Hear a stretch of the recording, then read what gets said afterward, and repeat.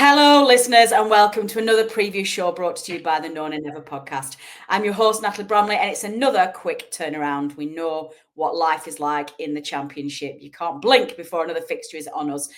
Fresh from the late drama from Friday night's game at Sunderland, we're travelling this week, to Plymouth Argyle. I am joined this week by Sam from Argyle Live, who's going to tell us all about the what they've been up to since last time we caught up with them. We're also going to speak to Tom Whittaker to give us a reaction from that home game on Friday night. And Statman Dave gives you all of the stats you need ahead of this fixture. So, listeners, buckle up. Let's go.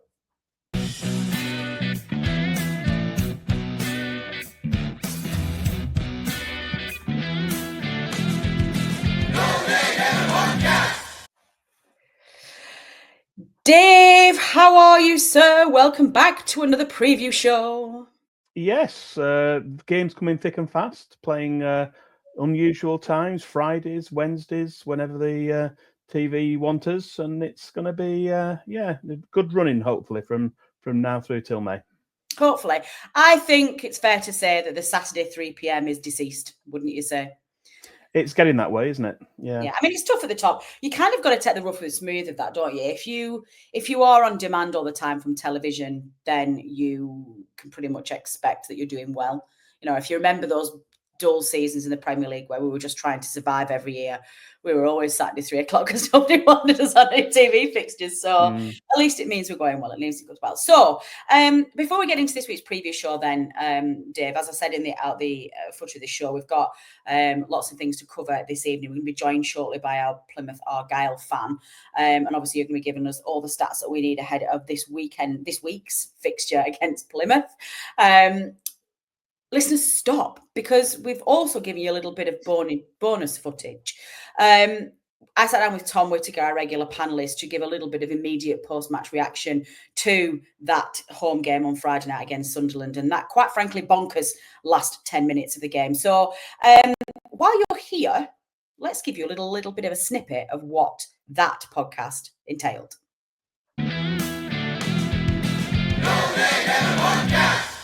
Because we've talked a lot about the frustrations with VAR. We've talked a lot about poor performance of referees in the Premier League. But my goodness, does the Championship take it to another level? We had two penalties, both of which look like Burnley have been very hard done by. Starting with the first one, I mean, it was outside of the box. I think that's pretty clear now. Everybody looks at this. You look at the replay, the tackle. Given that that's not even up for debate here, you know, does that bring with it a justification for introducing VAR into the Championship, Tom? Or are you... No, absolutely not. I'm very anti-VAR kind of person. I think it just slows the game down. I mean, I think you've seen from our time in the Premier League and from others, just because a decision gets VAR doesn't mean you actually come to the correct decision. Sometimes the referee will make the correct decision and the VAR and intervene and make it incorrect. So, I mean, it's one of those things that when something as obvious as that happens to you, you think that's an obvious solution. And obviously, if we'd have had it in that incident, perhaps it would have been a free kick, but then perhaps maybe Egan Riley would have had a red card as well because he was last man. So.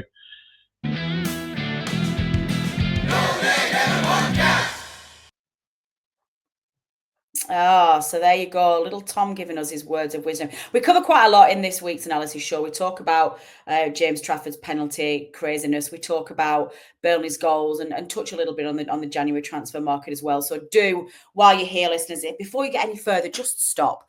Go back, give that a listen, and while you're at it, give us a subscribe and turn on those notifications so you don't miss an episode. Dave, I think you had a bonus stat, didn't you, about the Sunderland game? I did, yeah. If you allow me to share that. It relates to James Trafford's goalkeeping exploits on Friday night. He became just the fourth Burnley goalkeeper to prevent two penalties being scored in regular time during a match. I do say that because penalties aren't always saved. Sometimes they hit the post or the crossbar, or they go wide. Or they go into space in the case of yeah. So he was actually the fourth. People were wondering whether it was the first time it happened. It's the fourth. The first was long before all of our times. That was Billy Green was the goalkeeper. William Was it long Green. before your time, Dave? Was it really? Long. Well, yeah, 1905. I should hope so. That was against Chesterfield at Saltergate in 1905. Jerry Payton did it. That was against Manchester City slightly more recently. That was at Turf Moor in 1976. And also Brian Jensen did it in a League Cup match. That was against Wolves at Turf Moor in 2004. So that was within our lifetime. I was at that match. Yeah, Burnley, he saved 2 penalties in normal time. And then I think Plymouth hit the woodwork twice in the penalty shootout, and we won the penalty shootout. There was only just over 5,000 there. Yeah, that started to ring some bells. When you first said it, I was like, I don't remember that, but I'm starting to the penalty shootout at the end of it, and I'm definitely starting to I was definitely there. I was at that match. Yeah, you were probably like commentating or something because I wasn't for that one. Too big time for us. No, well, that's really useful. Is that quite a lot of people have contacted us, and I know a lot of people tweeted you as well, including members of None and Never who were very, very lazy and decided to exercise staff perks and went, Dave, when was the last time a keeper scored 2 saves? And Dave was just like, you could all literally use my website and find out for yourself, which we will come on to later on in the show. Well, Dave, let's start ahead then, and let's have a look into our preview this week. It's another midweek fixture. It's Plymouth Argyle away. Long way for our supporters to travel for a Wednesday night game, but they are on, including our own Tom Whittaker, who's making that trek as well. It's an 8:00 kickoff. It is live on Sky Sports in the UK. Dave, we are going to introduce our Portsmouth fan. I knew I was going to do that. Didn't I say at the outset of this show, listeners, I said today before we press record that I keep getting Plymouth mixed up with Portsmouth, and I'm going to say it this show at least. So there you go. We are 4 minutes in and I've said it. Never mind. We're going to introduce our Plymouth fan in a minute. But Dave, why don't you kick off our preview show, please, with a couple of stats about our opposition? Burnley were the winners on our very first away visit to Home Park. That was way back in October 1930. Jack Leslie had given the home side the lead just after half-time, but Burnley came back with goals from Joe Mantle and the club's all-time goal-scoring record holder, George Beale, to seal a 2-1 victory. This week's match were the 50th time the two teams have met in the league in both East Lancashire and Devon. Of the 25 seasons we've spent together, 17 have been in the second tier, with the remaining 8 being in the third tier. Burnley have had the upper hand overall, with 20 wins, 15 draws and 14 defeats in the previous 49 league meetings between the two teams. Excellent stuff. Did we? Oh no, we actually did it with James Trafford. Did we cover anything in our last preview? No, maybe I'm thinking of a different match. Dave. I'm not gonna go down that rabbit hole. Let's stop this nonsense and let's bring in our opposition fan. Earlier on this week, ahead of this preview show, I spoke to Sam from what's his message called? Sam from Argyle Life, and he gave us his thoughts ahead of this game. So let's part one.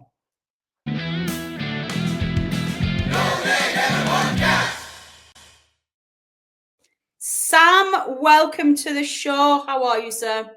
Hi, Natalie. Thank you very much for having me on. Yeah, I'm not doing too great after our defeat yesterday, but other than that, not too bad. Yeah, it's been a rocky road. It is. Well, obviously, we spoke to your team when Plymouth were at Turf earlier on in the season. It's very nice to have you guys back on the show. Do you want to kick us off, or just letting us know, how's life been treating you since the last time we caught up with you? Well, we've only won twice in the league since then, so not too great, really, all things considered. Obviously, we had that fantastic win at Brentford in the FA Cup the other week, but only 2 league wins since we went to Turf Moor at the start of October. One of which was the very following Saturday against your rivals Blackburn, which you all enjoyed, I'm sure. And then 1 month after that, we beat Portsmouth at home. And that was on November the 5th, and we've not won in the league since then, only the cup win at Brentford being our only other victory of any sort. And and as you know, we've also sacked our manager. We'll come on to that in a little bit. And lost one of our best defenders, Lewis Gibson, our best defender, one of our best players, Lewis Gibson, to Preston for 1.5 million. So and he was probably one of the ones holding it together a little bit, stopping it being even worse. So not going not going too great. I would have to say. Yeah, well, let's start with the biggest news that's come out of your camp this half of the season. When we spoke to you guys at the beginning of the season, there was some real excitement about Rooney being put in charge. We know the media nonsense that goes on around Rooney. We know that quite a lot of people begrudge him getting some of the positions that he's got, because he hasn't yet really proven himself as a manager. But things started off quite well, and the Plymouth fans were pleased with his appointment. They felt like he was making a difference. He was passionate. He was getting the team together. What went wrong with Rooney? Was it just ultimately that he's just not very good, or was there something else? I think that was the core of it. I think there probably was other stuff as well, but undoubtedly that's the core of it. Like, when you look at his record overall, did a terrible job at Birmingham, terrible job with Argyle, not exactly a great job over in the USA with DC United. Derby was probably the best job on his CV, but a lot of Derby fans will tell you that Liam Rosenior was the one to thank for that, rather than Wayne himself. So one good job out of four, heavily aided by an assistant is not great, and I don't think he'll ever work in this country again as a manager, whether he becomes an assistant and tries to learn off a great manager or a great head coach, or whether he even maybe goes around the world and tries to learn off other coaches and other styles, or even tries his hand managing abroad again. Possibility, but I think, to be honest, he should just stick to being a pundit, because that's what he's good at. That's where I think he really excels. I know he kind of wants to be a manager, but he's good as a pundit for sure. He was good in the Euros. Him being a manager kind of reminds me of when I was a kid, and every Christmas I would get the new FM game, and I would really enjoy it for the first month, and then I'd realise I wasn't very good at it. So I think that's Wayne Rooney within real life, unfortunately. He's just not a very good head coach. I mean, you are right. We did have one pretty good spell around the time we played Euro, actually. We won at home to Luton the game before, and as I said, at home to Blackburn the game after. And I think we won between the first and second international break, that kind of September into early October phase of the season. We won 3 out of a possible 5, and it was 2 narrow defeats at yourselves and West Brom being the other 2. So you played really well when you came to turf with us. It was one of the, you could tell there was a lack of quality up front, but we should know, because we have that very same problem.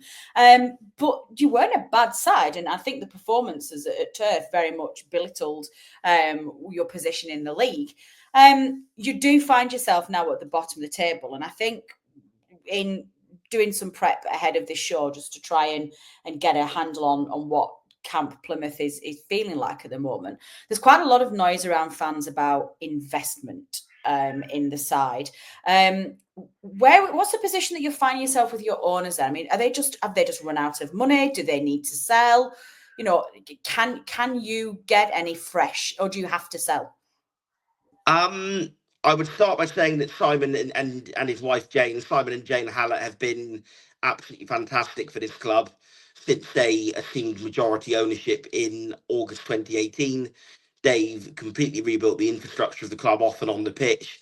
They've done fantastic stuff for youth development, fantastic stuff for bringing the club into the community, a lot more integrating the women's team with the men's team, and all that, aside from the absolutely fantastic success we've seen on the pitch, developing fantastic young players like Mike Cooper, who we sold not for as much money as we would have wanted to. That was just due to the circumstances of his injuries coming to the end of his contract. But you can see the fruits of it, and you can see the fruits of it from the fact that we not only went to the Championship, but stayed up at our first attempt, and all of that is good.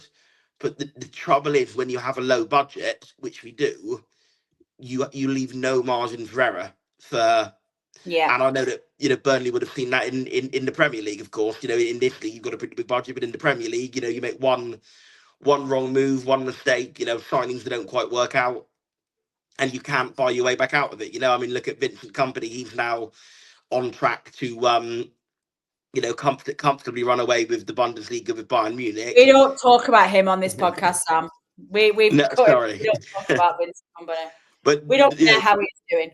I apologise, but the point being that the manager who we shan't name, obviously, is doing very well elsewhere, but even he couldn't keep Burnley up, and that just goes to show that when you have such a bad track record Sorry, when you have even someone with a good track record elsewhere, when you have a low budget for the league, it's incredibly hard to work around. You have to be flawless in your decision making. Now, well, I would say that though about Vincent Kompany. We spent 160 million last season in the Premier League. Well, true, yeah. That's not a small budget. I think. Listen, I'm biased the other way in that I have got very ill feeling towards Vincent Kompany. I think Vincent Kompany managed his own career last season in the Premier League rather than the team. He wasn't prepared to do dirty things that he needed to do, the ugly things like Dyche would do, or some of the bottom of player managers would do, just to put everything to one side to make sure that team survived. He was too concerned with his own thing. But listen, Burnley fans are sick of hearing me saying that because I say it all the time. No, it's a fair comment, but maybe that wasn't the best example then. But a team with a low budget has to do everything perfectly. Maybe Dyche at Everton, Burnley.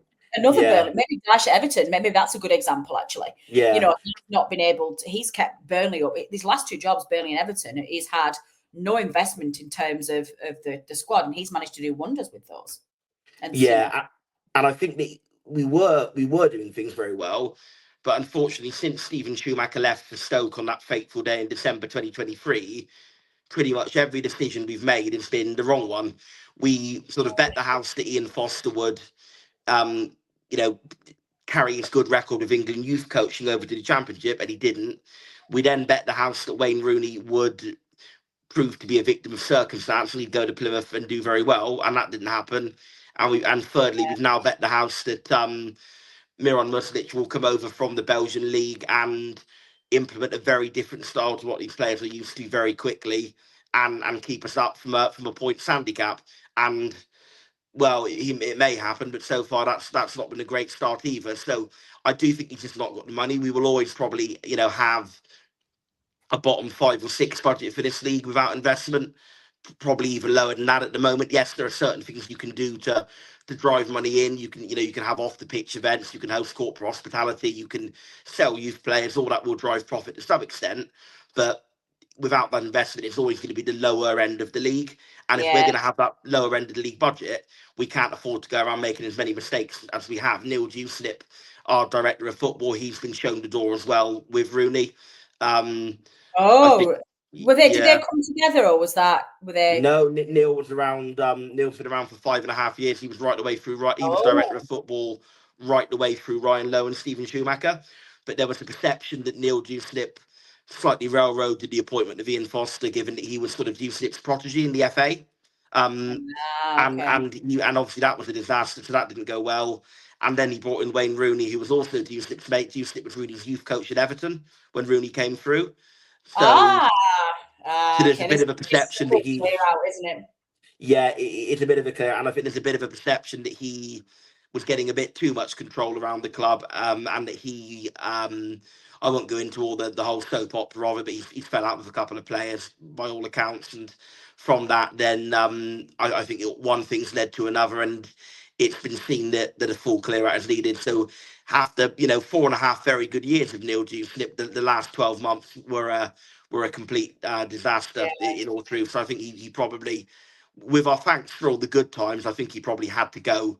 For sure. This feels like a good thing though, Sam. This feels like there's sometimes when things are going wrong, it's like it can quickly compound into a circus when everything's going against you. And sometimes to have owners that can just basically say, we're just going to have to stop this now. We're just going to have to literally start again from scratch. And it might mean, we might be getting relegated this season anyway, but we need a new 5-year plan. And sometimes from the chaos and the drama and the disappointing season can be born something quite exciting, I think. Yeah, I would agree with that. And I think with Muslic now coming in, the interesting thing about him is he very much overachieved at Cercle Bruges. So in theory, that's exactly what we want. We want somebody who can get a low budget team higher up the league. So in theory, perfect appointment. But what I will say is we've, under Rooney and obviously Schumacher before him, we signed and built a squad very much aimed towards a more possession-based style. Yeah. We don't have like the big lump of a target man. We don't have that big brutish central midfielder. We don't have the brick proverbial centre half. We don't really have any of that. And we've actually signed a goalkeeper, Dan Grimshaw, from Blackpool, summer just gone, who came through the Man City academy. Yeah, very very much in the Trafford mould. He's just really good at playing out with his feet. Maybe not so great at commanding the area, as perhaps you might have saw with Trafford last season. But excellent playing out with feet and a good shot stopper. So very much in that Man City mould. Very, Can he save 2 penalties in the dying seconds of a game? Well, he did do that, and that's what we want to know. And as someone who appreciates a bit of mind games in football, some of the most fantastic mind games I've ever seen leading up to the penalty. And it did make me laugh, his interview on Sky after, where he completely denied. Yeah, my hamstring was crying. Completely denied that he was time wasting. Was brilliant, but that's not. Ashley Barnes is back, can't you? Yeah, exactly. But that wasn't a slight on Trafford. He's had an excellent season. I mean, I'll always say Mike Cooper's the best keeper in the league, but I'm a bit biased. But he's had a superb season, and Grimshaw, we kind of signed him in the idea that he would be that same sort of keeper, that he was a shot stopper and a play out from the back keeper. But then going back to, sorry, I've gone off in a bit of a ramble, but going back to the point, Muslic. Right. We're with you, Sam. Carry on. That's right. Yeah, Muslic, who at Circle of Bruges, had the most long balls in the league. And look, I'm not a complete snob. I'm not one of these people who said you've got to play perfect, pretty football all the time. But when you signed a squad that's very much geared towards playing out, geared towards the possession style, geared towards playing through the lines, playing along the ground, that is a very abrupt transition that we've got to go through. And I must admit, when we needed a manager to, again, it's not his fault, because he's just doing the best job he can, the way he knows how to do it. But when we needed a manager for immediate impact, it just baffled me that we didn't get Steven Schumacher back. He was right there. He still got links to the area. I think he still has family in the area.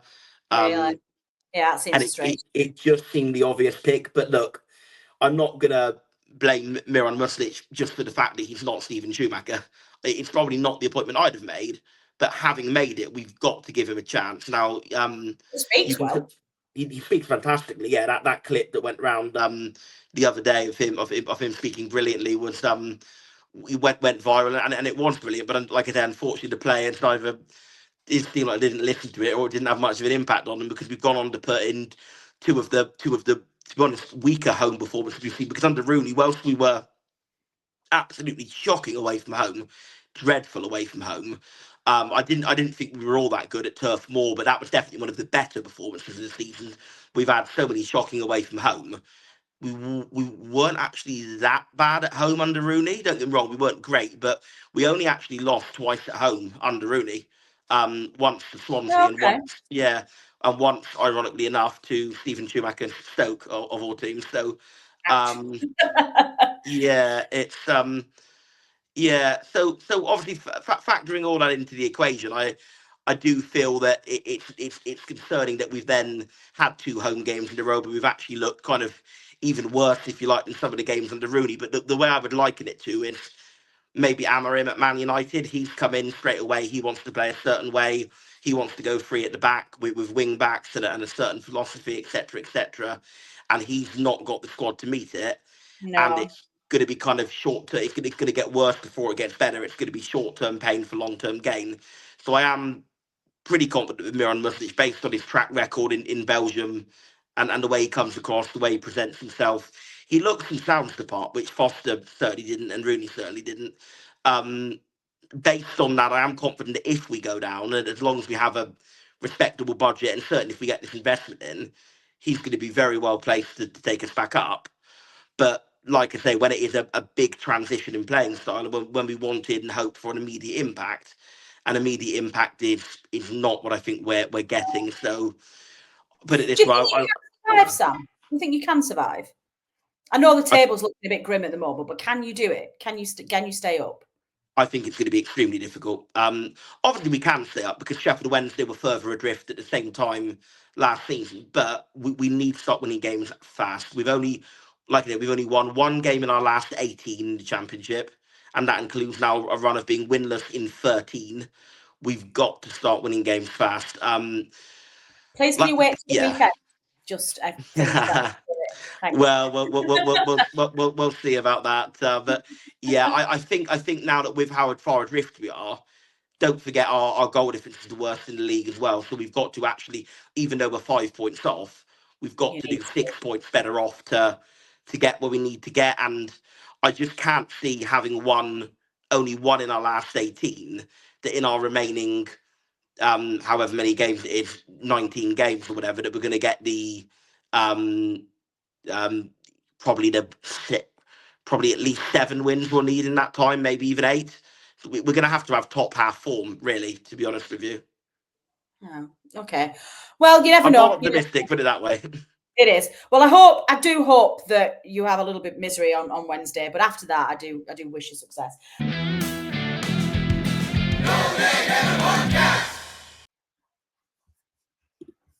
Excellent stuff. Now, do stay tuned, listeners, because we will be bringing you the second half of that preview later on in the show. So to kick us off with that, Dave, let's have this argument now. You call it whatever you call it. I call it memory match. What have you selected for us for a particularly good Plymouth Burnley game, please? Yes, in a feature I like to call No Nay Never Remembers. No one else does. In your memory match, whatever you want to call it. Dave, it's your show. You call it whatever you want. Well, there have been a few memorable matches with Plymouth Argyle at Turf Moor, but there's really only one standout choice for an away game, and that was the playoff semi-final second leg from May 1994. The first leg at Turf Moor finished 0-0, and the Pilgrims were confident that they could win the return leg at home park. So much so that their local press had already printed details of the transport to Wembley in that morning's papers. So that was Burnley manager Jimmy Mullen's pre-match team talk taken care of. Argyle was certainly the favourites, with Burnley only managing 4 away wins during the regular season, and we'd already lost 3-2 at home park back in January. But football, as we know, can be a funny old game. The home side took the lead through Dwight Marshall after 15 minutes, but Burnley struck back twice later in the first half, with a combination of Adrian Heath and setting up John Francis to score a quick-fire brace just 3 minutes apart. A second-half goal from Warren Joyce was the cherry on the cake, and it finished Plymouth Argyle 1, Burnley 3. As we know, football's a team game, and although the Burnley Express gave their Man of the Match award to defender Steve Davis, we can't ignore 2 goals and a memorable goal celebration from John Francis, who gave the perfect reply to the abuse he received from the crowd that day. This win meant Burnley were on their way to Wembley, as we know that we beat Stockport to secure promotion. Excellent. I've got a close friend of mine who's a Stockport fan, and it never fails to surprise me, the grudge that Stockport still hold after that. And it's like, guys, let it go. Like, just let it go. Find another enemy. We are not your enemy. We are your friends. But yeah, no, that is a good memory match, Dave. I like that one. Okay, let's move into the second half of this week's preview then. You should have a couple more stats for us, please, Dave. I do indeed. Yes, Burnley have made 7 trips to home park since that memorable victory in the playoffs in 93-94, but our only win in those 7 visits was on our most recent away trip in March 2009. Robbie Blake's second-half goal ensured a 2-1 win that day, and this proved to be an important 3 points on our way to yet another playoff campaign that would eventually culminate in our return to the top flight for the first time since 1976. And the final stat I've got for us at this point, after making his second Clarets debut as a late sub last Friday, Ashley Barnes will be hoping to be involved against one of his former clubs this week. Following a trial at home park in March 2007, he signed an 18-month contract in the summer and would eventually spend 3 years at Argyle before a move to Brighton in 2010. Although he did well for the Seagulls in the Championship, it wasn't until Sean Dyche brought him to Turf Moor that his career really took off, and he was a mainstay of Burnley's stay in the Premier League. Now 35 and wearing the same shirt number, he's perhaps in the twilight of his career, but will be looking to make a contribution between now and the end of this season, which he hopes will result in his 4th promotion to the Premier League with the Clarets. Indeed. Perhaps in his twilight end of his career was ambitious, Dave, to say the least. I was doing some work on my house this weekend, and I was sorting out, you must all have that room in your house that's basically known as the dump everything in there because you can't find a home for it, and then you lock your door so you don't have to see it room. I was cleaning mine out this weekend, and I finally got round to sorting out all my football memorabilia. And I was looking at my dear gran, who I lost in 2014, was in the In Memoriam programme. So I had my programme from the match because her name's in it, and it was the programme that announced Ashley Barnes signing. And you should have seen the picture of him. He looks about 12. It was very nice to reminisce about Ashley Barnes' first signing. So I do hope he makes an impact at some point. Speaking of impact, though, as we're recording this today, Dave, we've just had news that John Joe Shelvey has signed. What do you make of that?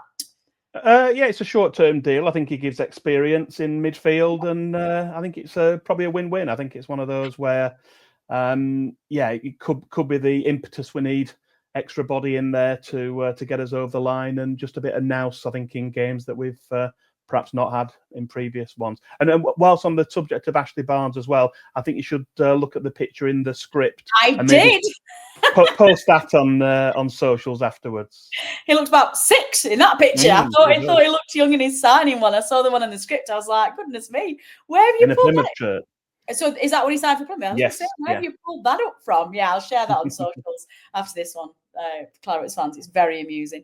But yeah, no, I agree about Shelvey. I think it's I think it's a pretty risk-free signing. And I think Jamie Smith, the head of our newsletter, an original None and Ever, posted this today, and I completely agreed with him. It's like you can't have a situation where you've only got 3 recognised central midfielders to start in the club, and particularly in a game like Friday when Brownhill had an off day, shall we say. You do want to be able to have some options there. So yeah, all good. Well, let's go back to our opposition view, please. Let's go back to Sam from Argyle Life and listen to part 2 of our opposition view. I can't let you go, Sam, without ripping that Band-Aid off and asking you to delve into an even more painful situation. Burnley, of course, relentless at the moment in their pursuit of Morgan Whittaker. Tell us very briefly how he is as a player, how you think he would benefit Burnley, and essentially whether you think we can realistically poach him off you.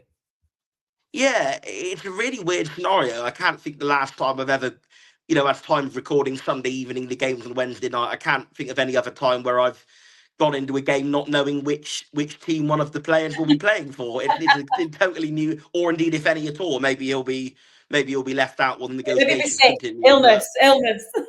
Yeah, it could well be one of those who's picked up a little strain in training or whatever, and he's out of the team. But look, he's a fantastic player on his day. He can pull a goal out of absolutely nowhere. That being said, this season he's not been as good as last. I think he's lacking confidence, but I think he's also, I'd say, not perhaps the best out of possession player. Which again, with this new system of Muslic and Gagan pressing and loving the high press and the relentless off the ball work, I don't know if that's going to suit him quite as much. And that's not to say he's a lazy player. He tracks back very well, and he does what he has to. He makes good runs to make room for other players. So I wouldn't say he's a lazy player, but I wouldn't describe him as being a relentless presser of defenders. And I think that's something that could be a point of clash with Miran Muslic. So bearing in mind the fact that I do think we are going to go down, obviously, certainly there is a chance we'll stay up. But if you hold a gun to my head now and ask me to predict, yeah, I absolutely predict we're going to go down. Bearing in mind, I do think the fact we're going down anyway. Bearing in mind, he's maybe not going to be the most suited to the new style, and the triple whammy is he's not having as good a season as what he did last year. Factoring all that in, I don't think he's ever going to be as valuable as what he is now. I mean, the talk is that Argyle are wanting about 10 million rising to 12, and you guys are maybe offering 7 rising to 9, and maybe we'll meet somewhere in the middle. If we go down and he scores maybe 2 goals and 2 assists for the rest of the season, then in that scenario we'll be lucky to fetch 5 million for him in the summer. Maybe even less than that. Yeah. So I do think we should sell, and I do think we will sell. I think he will be your player by the end of the window. It is my honest opinion on it. Maybe I'm wrong on that, and maybe it'd be nice if he could just dent your promotion hopes a little bit with one last goodbye goal on Wednesday to win us the game, and then gladly he can go. But I think that'll warm him to Burnley fans, I'm sure. What's his best position, Sam? Where does he play? He's wide right attacking. Well, it depends on what formation you play. I guess you're a 4-2-3-1 team. Are you? Or? Yes. Well, it depends. God knows. Sometimes it's very difficult to figure out where they are, but yes, essentially, we've not been playing 4-4-2, predominantly because we can't seem to get Fleming and Foster fit. Although we did that at the weekend, but yeah, it's modern. I always find it very difficult to predict what formation we play in modern football because people don't like to make it very clear what formation they're playing in. But it's essentially. Yeah, I mean, knowing, again, I'm not going to pretend to be an expert on Burnley, but knowing how much Scott Parker likes to, control games, control possession, very much more of a possession-based manager in the mould of someone who I won't mention the name of, perhaps, similarly in that same continuity. I do think that Whittaker will suit his style a lot more than perhaps Muslich. So I think it would be a good one for him. He loves to cut inside and shoot, loves to cut in on his left and shoot. He's definitely best on the right. He's not one of those where you put him on the left side and he hugs the touchline. That's not his game at all. You play him on the right where he can cut inside, or you maybe at a push you play him in the middle behind the striker. But I think his best position is attacking right midfield, where you can cut in off that wing and either score goals or at the very least maybe be involved in that build-up play or take a man out of play to make room for somebody else, maybe to make room for the fullback to overlap perhaps. Definitely best on that right hand side, and feels like Emmanuel Benson. Could be wrong. It feels like Emmanuel Benson. It feels like he's going to be out the door. It feels like he's going to be the new Emmanuel Benson. I think that's pretty much where he was, so that sounds good. Okay, Wednesday night finishes off. Sam, how do you think you will approach the game with Burnley, and give us a score prediction?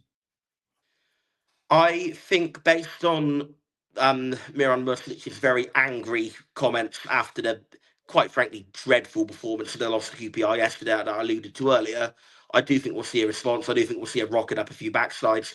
I do think we will probably almost treat it like an away game. I think we'll probably try and sit in and frustrate you and aim to catch a goal on the counter. I'm not a great lover of it either, but sometimes so good at breaking that down. Yeah, I think it might be a bit of a deep block for you to deal with, perhaps, but I think you will probably have it. Certainly, if we don't have Morgan, I don't think we'll have enough threat on the counter if we play that way. So I don't think we'll score. Then it just depends whether there's enough quality in Burnley's team to open us up. So I could be totally wrong, but I'm going to predict 1-0 defeat, 1-0 to Burnley. Ooh, I'm sorry.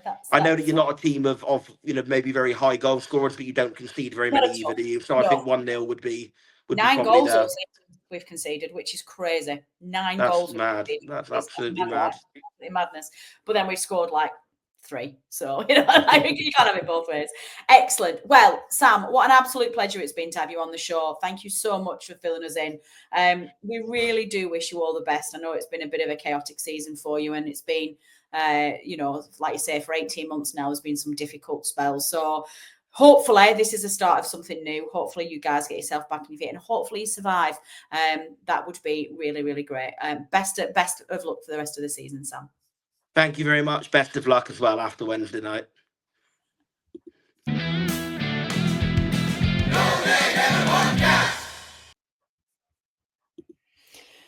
Okay, Dave, why don't you please finish off your stats section with your quick results overview, please? This is for all competitions, Plymouth at home to Burnley. Our 25 previous visits to Home Park consist of 1 playoff game for 94, we've mentioned, and 24 league meetings. Our overall away record from those games currently stands at played 25, won 7, drawn 8, and lost 10. We scored 28 goals and conceded 38, but 7 out of 25 is a decent return, bearing in mind that we've only had 1 win at the last 7, so maybe we're due another one for Wednesday. Yeah, maybe we are. Well, for those of you who are interested in a stats guys like our Dave is, do please check out Dave's website, which he manages, which has got a comprehensive selection of Burnley stats from across the years, nearly as old as David is himself. You never know what you'll find in there. For those of you watching this on our YouTube channel, we've put a graphic on screen, obviously there, where you can see the bit code. But Dave, for those of us who are listening to this on our podcast, how do they find your webpage, please? Well, the website address is still the same, although the graphic has updated. I need to send you a new version of the graphic so we can have that for next time. There's a couple of new reports gone on there, so I'm looking at goalkeepers, particularly with James Trafford's exploits this season. He's approaching the record for the number of clean sheets by a Burnley goalkeeper in a season. I think he's only three off that now, and the team's only, I think, 4 off. So we're getting close to some records with a lot of the season still to go. So you can track it on that report. There's a couple of other things and change on there as well. So I'll send a new one through. But the website to go for is a short link, bit.ly/, and it's all in uppercase, Burnley Stats QL. And regular listeners will know that the QL stands for quick link. So it's easy to remember, Burnley Stats QL, all uppercase. Thank you, Dave. I love it. I love Dave's explanation of things. It fills my little heart with joy. The specificity of a stat guy is a warming thing, I can tell you. Have we had details of a referee yet, Dave? I presume we have. Yeah, they announced it in advance for the midweek one, so they're usually they've actually announced it. They usually announce it on the Monday for the weekend's games, which they have done for Leeds. But looking at this game, John Busby of Wallingford in Oxfordshire, he'll be taking charge of just his 3rd Burnley match in Devon on Wednesday evening. Both of his 2 previous matches were during our 2022-23 promotion season, so it's probably not too much of a surprise to hear that they were both Burnley wins. As well as beating Coventry City 1-0 away, that was in October 2022, we also sealed a comfortable 3-0 home win against Wigan Athletic in March 2023. That was helped by the 28th minute sending off of Wigan's Omar Rekik, who was on loan from Arsenal. He picked up 2 yellow cards, both for fouls on Nathan Teller, and had to go for an early bath. Nathan Teller actually went on to score a couple of goals in that game. Go on. After what might be described as an erratic refereeing performance by Anthony Backhouse last Friday, we can only hope that John Busby is an improvement for this match. God, amen to that. My goodness. I think the less said about that one on Friday, the better. Well, you've heard in our second part of our opposition view goal predictions from myself and from Sam from Argyle Live. Let's finish that off, Dave, with your prediction for Wednesday night, please. Oh, you're not going to tell me what you went for? I would, except I recorded it about 48 hours ago and I can't fully remember what I said. So, with the power of editing, people, you can just rewind this about 3 minutes and find out what I said. I don't remember what I said. I genuinely don't remember what I said. I feel like I might have said 2-0. That feels like a default score that I tend to say. I tend to go 2-0, but we'll see. Well, we don't score many goals, but I think we will win. I think it might be a narrow win. I think it might just be a 1-0. So that's what I'm going to go for. 1-0 Burnley win. Dave, come on, be ambitious. They're bottom of the league. They've sacked their manager. They're having a torrid time. They've got a terrible defence and they don't score goals. And we're way better away from home than we are at home. I think you can do better than a narrow win. 1-0. 1-0. Well, no, I'm pretty sure. Anything else is a bonus. I mean, I can't really argue with that. Any community news for our listeners this week, Dave? No, not for the away game. Nothing to add this time. Okay, no problem at all. Well, listeners, that is all we have time for. We have had analysis from the shenanigans on Friday night. We've had opposition view from Sam at Argyle Live, to which we offer our thanks. A great guest. We really enjoyed his input. And of course, the main man himself, Statman Dave, who's pulled together all of those stats for your pleasure, listeners, for no other reason. Well, a second reason. He does love it as well. But there you go. That is the end of our preview show. Do keep an eye out, please, on socials, because we have got another quick turnaround with a game this weekend. So Dave and I will be back as soon as possible with another preview show, which will probably amalgamate with an analysis show as well. We'll get Tom back on, who's making the trip down to Plymouth. Keep an eye on socials and we will let you know. In the meantime, hit that subscribe button, turn on notifications, and make sure you follow us on all your usual channels. I've been Natalie Bromley. This has been the preview show brought to you by the No Nay Never podcast. Until next time. The No Nay Never podcast is brought to you in association with the talkSPORT Fan Network. Our host and editor is Natalie Bromley, and the show is produced by Matt Moss. Our resident statistician is Dave Roberts, and our FPL expert is Adam Dennett. The Analysis Show team is collectively Tom Whittaker, Rich Steele, George Poole, Charlotte Rigby and Adam Dennett. Our music is provided by George Gaskell and our newsletter team is headed up by Jamie Smith. If you don't already, you can subscribe to our newsletter by visiting nonanever.substack.com. Thanks as ever go to our partners talkSPORT. We are proud to be associated with the talkSPORT Fan Network.